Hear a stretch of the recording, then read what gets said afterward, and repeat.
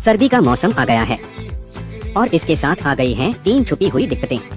कमजोरी, खांसी, जुकाम और सुस्ती।